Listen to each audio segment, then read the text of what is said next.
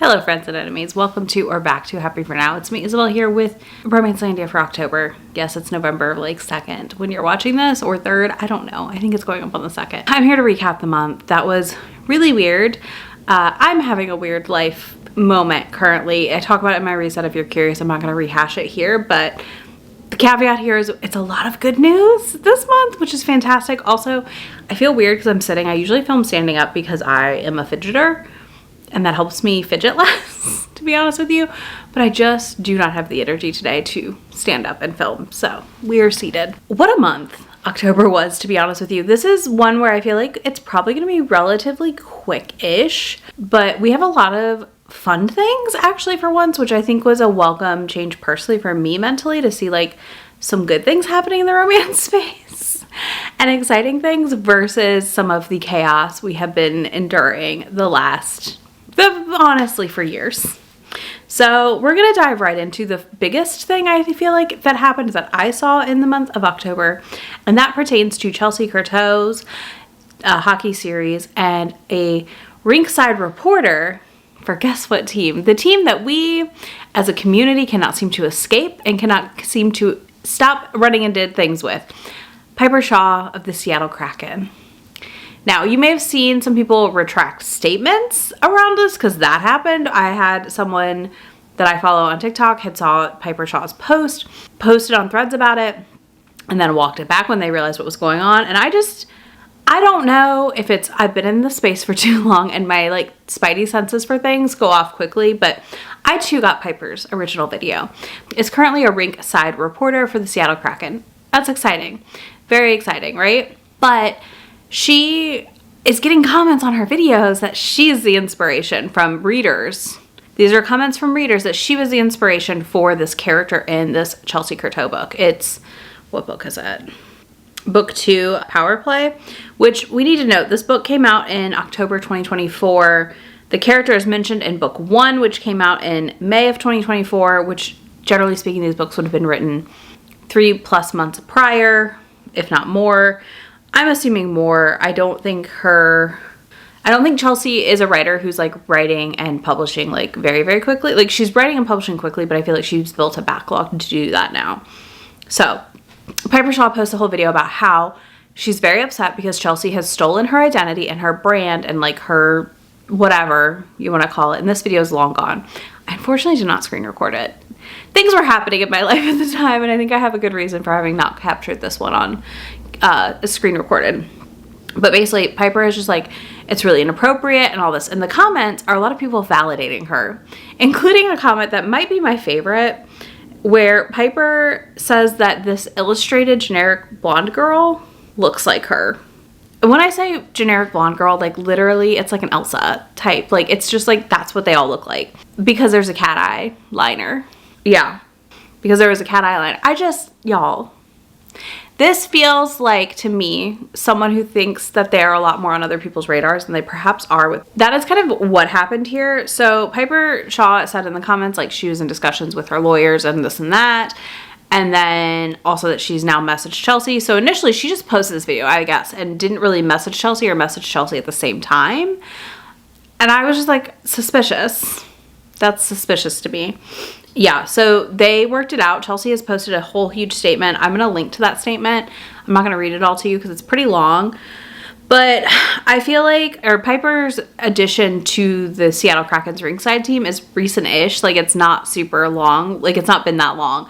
I think it was like 2024. And again, Piper Shaw says her name is uncommon, and I disagree. I would say that it's a semi-common name. I've known quite a few Pipers, and I believe it's in like the top 100, so it can't be that uncommon, you know? So I just feel like blonde hair and a cat eye and the same name and the job is not like make for a stolen identity situation.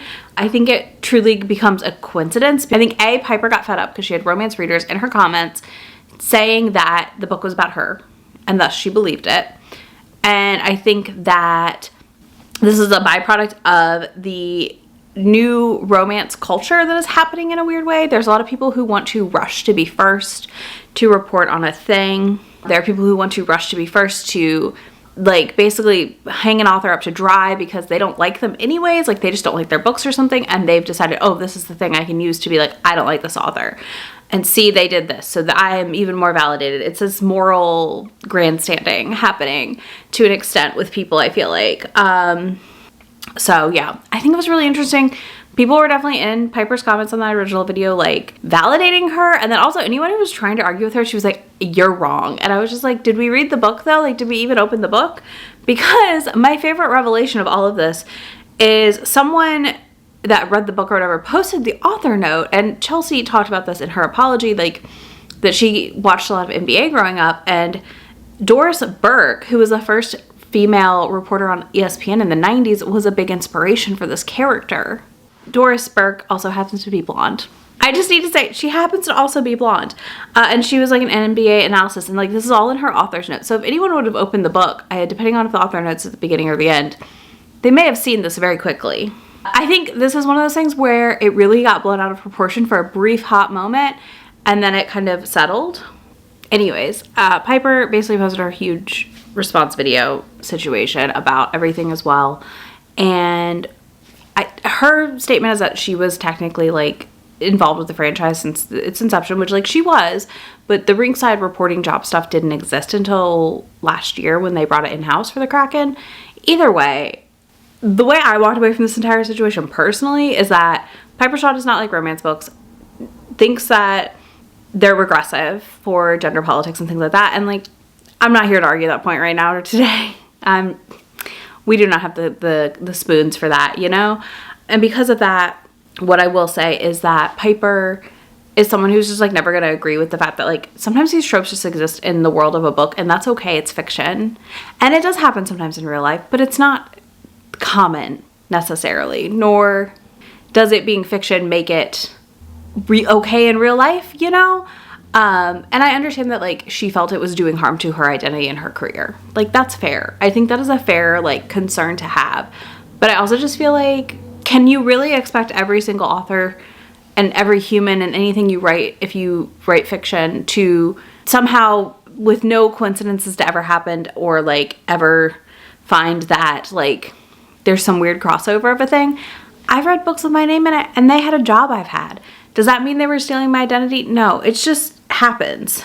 And then Piper's other main key argument overall of like, how could you not know who I am, is that they think Chelsea thinks the female coach of the Kraken, and like, I don't follow hockey that closely and I know about the Kraken female coach. Like, you could just find something inspiring, you know? You can just be like inspired to an extent by like seeing females super out and open in public spaces for male sports, especially because like that's not as common.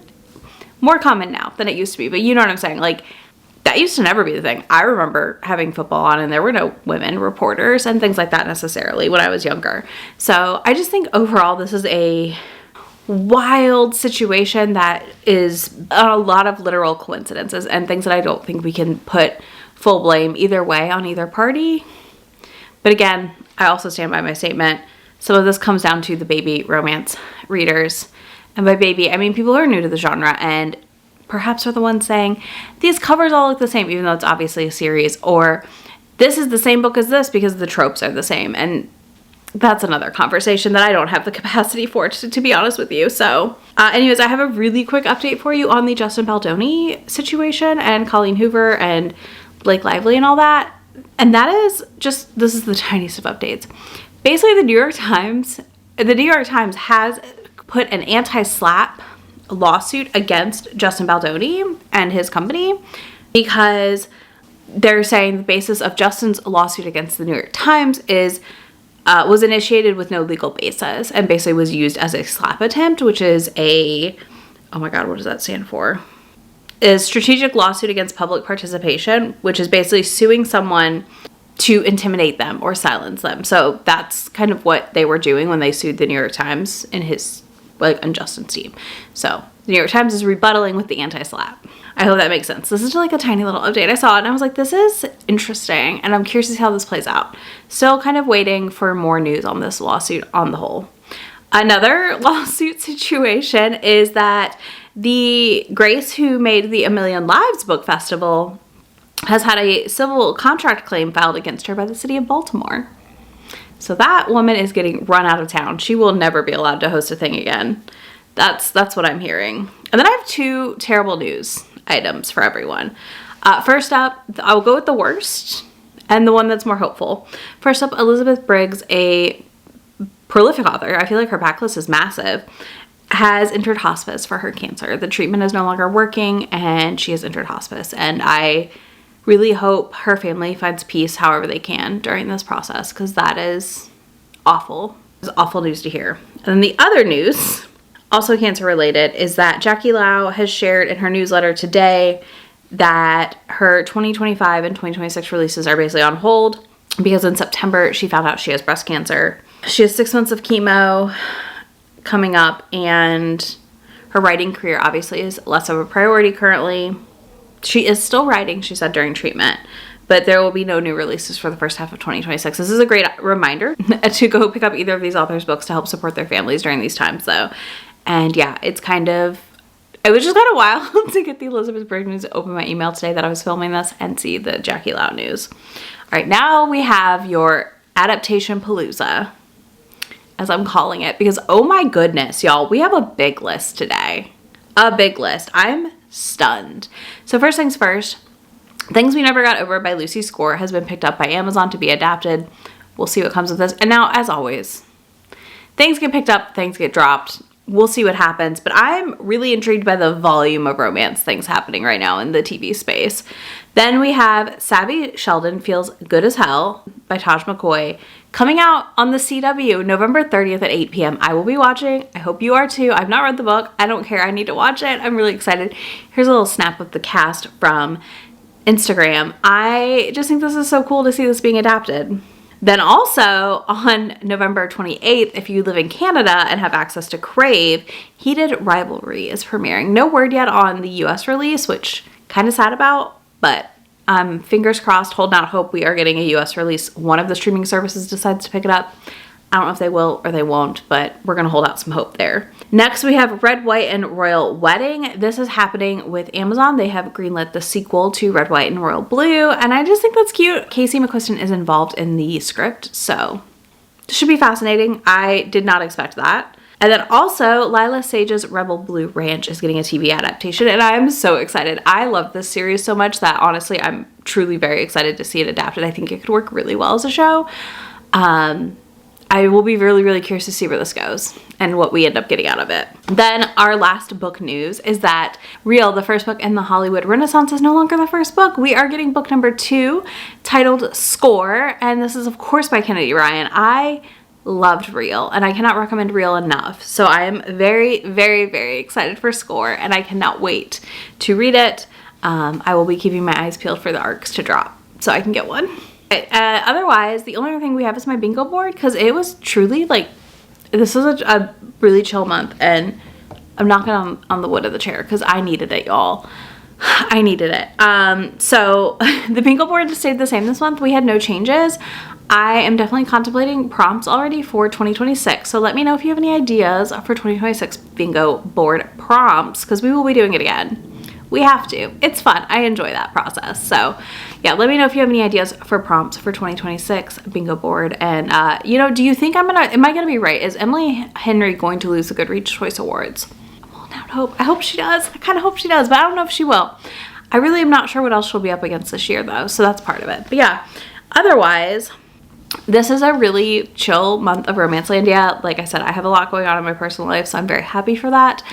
I would love to know if there's anything you think I missed in the comments, because I definitely have not been as online as I usually am. And you can let me know that down below. And if you don't do any of that, you can leave me a dog emoji. You can leave me a dog emoji, because I somehow got lucky and the puppy did not bark the entire time I filmed. I really thought my mom's puppy was going to be barking in the background. So you can leave me a dog emoji down there. I will be back in just a few days, hopefully with my next video. As always, if you want early access to things like Romancelandia, you can join my members or Patreon. And that's all linked down below if you're curious, and you can get early access every month to this. And as always, I'll have links to everything else down there, links to my friend anywhere on the internet that I am. And I will talk to y'all in just a few days. Bye. About to leave, already packing, come with me. I'm not really asking, we'll get away to a place where we don't know. About to see the world in action, what we can be. Life with no distractions, we'll get away.